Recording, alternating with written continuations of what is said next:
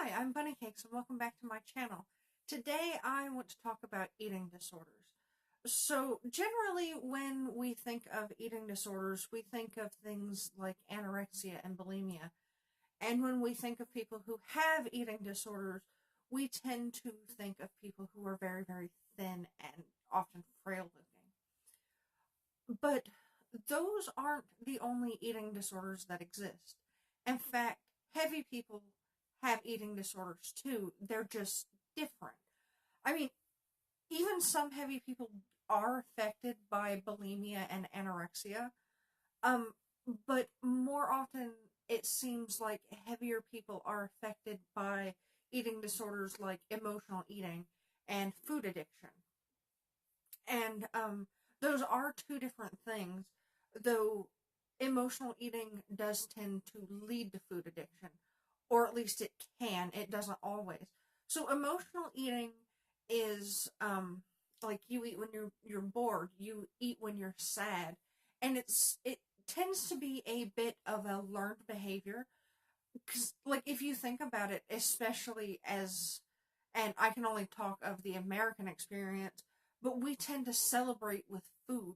So people with a tendency to get addicted, people with addictive personalities, um, can easily get addicted to food, and it becomes sort of a psychological thing where if I feel bad, food will make me feel better because we learned that food is associated with happy times.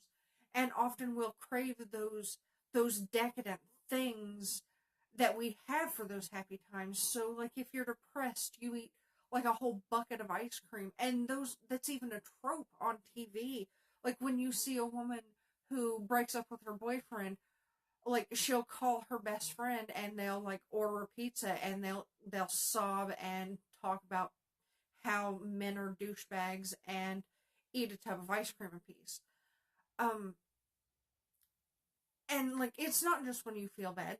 Some people, associate when they're happy they eat food, or like I said, when you're bored you eat food, and it can be hard to notice because that's just life, especially like if you come from a bigger family. Like when I lived with my blood family, there were tons of us. So there was always a birthday to be celebrated. There was always Sunday dinner at Grandpa's house, or Sunday breakfast at Grandpa's house, or if we didn't go to Grandpa's house, he would come to our house and bring at least one box of donuts. And he would like make biscuits and gravy. Um, there was always, like I said, somebody's birthday where there would be cake and ice cream and probably pizza and probably KFC, and like grandma would make taco salad, and we only got taco salad maybe once a year because grandma lives in Florida and we live in Ohio and nobody else knows how to make it. So like everybody would gorge themselves on taco salad, and that was just a thing that we did. Um, I know a lot of my childhood pictures, it seemed like, were pictures of me putting food in my face because when family was around, there was always food. Um, I remember when my cousin died, people just brought tons and tons of food. At one point, there were literally 10 pounds each of macaroni salad and potato salad. And it was store-bought potato salad, so imagine how expensive that was. Um, and that was just those two things. That didn't count the coleslaw and the hot dog chili and the 15 casseroles. And because we weren't well off, we were also taught, you don't waste anything, so you need to eat that before it goes bad. So here's a cereal bowl full of potato salad. Here, eat this. And make sure you eat it all. Clean your plate. Um, so yeah, that's kind of what emotional eating is. And then food addiction, which can come from that, um is like, it's a lot like drug addiction, only in some ways it's a little bit harder. And I know that's a controversial statement, but hear me out. With drugs, you can go into rehab and you can get clean and you can stop being friends with people who did drugs and you can move to a new place and you can create an environment where you are never ever tempted because it's never ever there. You can make drugs inaccessible to yourself. But when it comes to food addiction, you can't just not eat, you'll die. So it's in that way, it's harder. I mean, sure, you don't go through like the super awful withdrawal symptoms. So, like, they're both terrible, hard things to deal with. And I'm not saying, I actually still think that drug addiction is probably harder to deal with because of the physical things that happen to you, but it is harder to break a food addiction because there's no possible way to never consume food again. Um, and that is the one area where it's a little harder. It's, well, not even a little, it's a hell of a lot harder than a drug addiction because there's no way to get away from food. You always have to eat. And the best you can probably hope for is to maybe get bariatric surgery, and like with the gastric sleeve, which I'm going to get, they take out like most of your stomach, so then you can't eat. But that doesn't cure your addiction. It just means that you can't eat a whole lot, or else there are physical repercussions. Like, you know, a lot of pain, or you bust open your sutures, or you overstretch your stomach.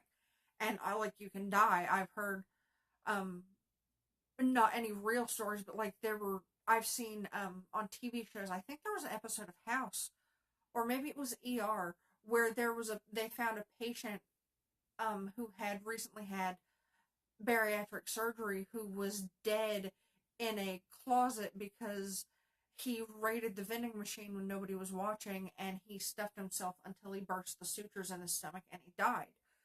Um, and food addiction can be, like I said, just as hard as drug addiction because it's in your head. So like, when you get a craving for food and you have a food addiction, it's not like a regular person craving something. So like, a regular person is like, I could really go for some chocolate. And like, it's just that. They're like, I kind of want to taste some chocolate.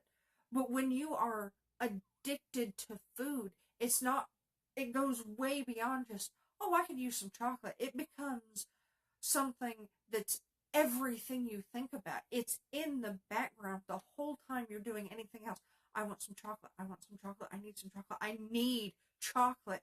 It's all I can think about. It's like an itch you can't scratch until you eat chocolate. And a lot of the time, the longer you put off that craving, the more likely you are to binge eat. And yes, heavy people do binge eat a lot.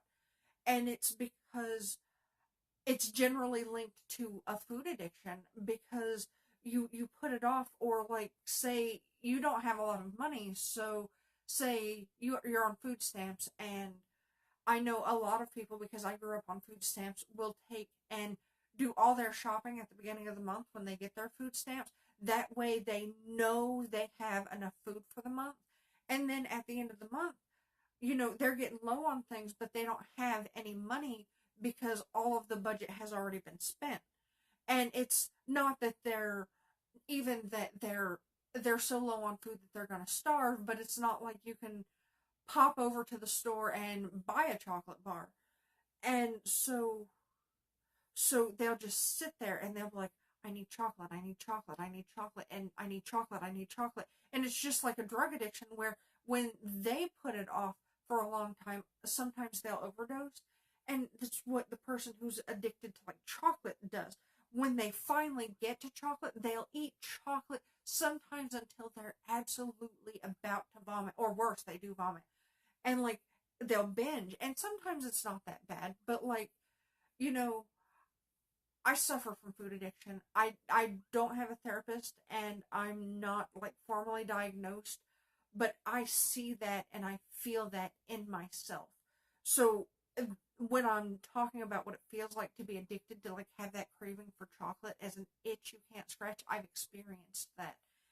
And so like I've had that itch before, and like not had the way to get chocolate or whatever it is I want.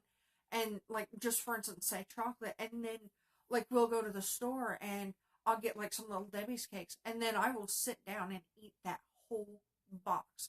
And then of course I hate myself afterwards. Um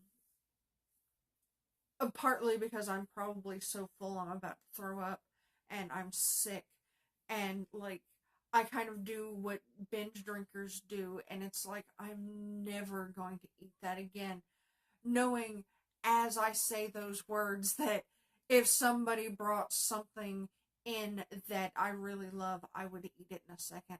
And the second that I have another craving for chocolate, I will eat it again. And I will eat more than my share. It's hard to, and I'm working on it myself, because I know a lot about like cognitive therapy and things. Like I'll try to just take like a one bite or like two or three M&Ms, or like one of those single snack pack M&Ms, and a lot of the time I can work with that. Or like if you've seen my video about what I'm doing to lose weight, I'm finding ways to have the sweet tooth craving without ruining my diet. Um, but food addiction and emotional eating and binge eating are definitely things that people who are overweight experience. And they're eating disorders that should be talked about just as much as bulimia and anorexia, because they do have terrible physical repercussions too. Sure, you're not going to starve to death, but we all know that type 2 diabetes is linked to obesity. And that doesn't mean that every heavy person is going to get diabetes. It just means that's one of the things that they know often triggers it. When you're heavy, there's a chance that you're going to have high cholesterol. There's a chance that you're going to have high blood pressure. There's an increased chance for heart disease and heart attack and back pain and joint pain, and all of these things that can also cause us to die. And not just that, but obesity itself. Like, how many shows like My 600-Pound Life do we have to have before we recognize that fat people have eating disorders too, and that they need to be discussed and treated just as much as the thin people eating disorders? And so that's one of the reasons that I wanted to bring that up with this video and make people aware.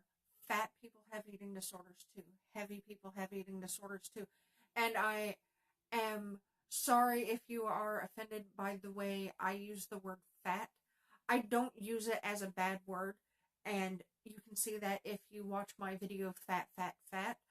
I don't believe that fat should be a negative word. It's just the thing that is. Just like I'm a woman, I am also fat. Um, it's just like you're a Democrat or a Republican, or you're a deli worker, or you're a lawyer. You're also fat. And it doesn't make you a bad person or a lazy person or whatever. Fat is just fat. So please don't be offended by the way I say that. I think I'm done kind of ranting about fat people eating disorders. I do have another video about eating disorders that I'm going to make soon. I am also going to do my best to find some links to eating disorder support groups and websites and phone numbers that you can call if you feel like you are having an eating disorder or experiencing that.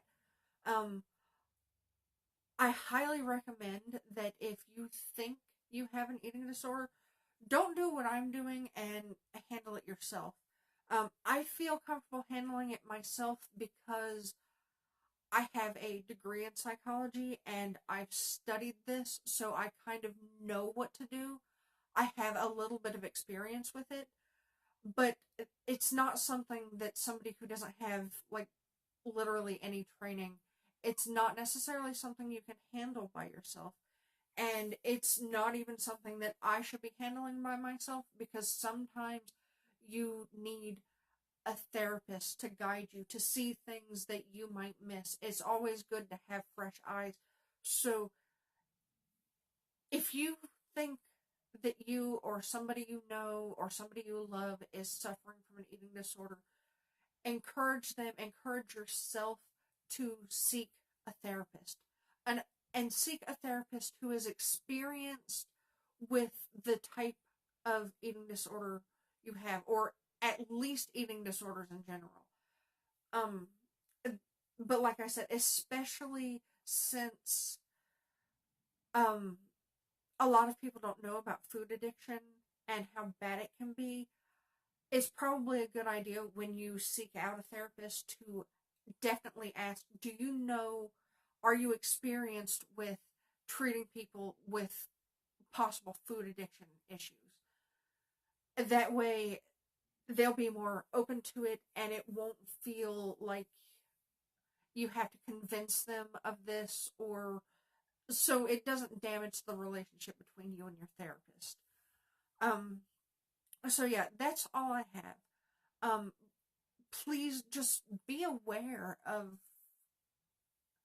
eating disorders in general and sort of do a personal inventory, even if you think you might have an eating disorder. And don't be afraid to ask for help. Don't be afraid to admit it.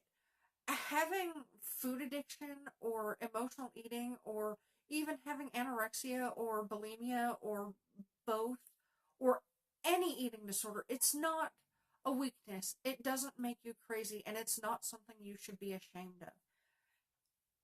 You should never be afraid to ask for help and to even share your story, because in sharing your story, you never know who else you might help. So that's another reason why I wanted to make this video. I admit that I am an emotional eater, and I admit that I am addicted to food, and I also know that I probably should seek a therapist, and I probably will in the near future. Um, and please, if you have stories to share, post them in the comments below, or even message me privately. I have all my social media linked down below, so you can message me on YouTube, or you can message me on any of those platforms that I have linked below. Um, Probably not Tumblr, because I almost never go on there. Facebook, Snapchat, and Twitter are probably your best bet for reaching me. And YouTube. So that's all I have, and remember to be strong, smile when you can, and always take care of yourself. And please like this video and subscribe to my channel and hit the notification bell so that you will be notified when I make new videos.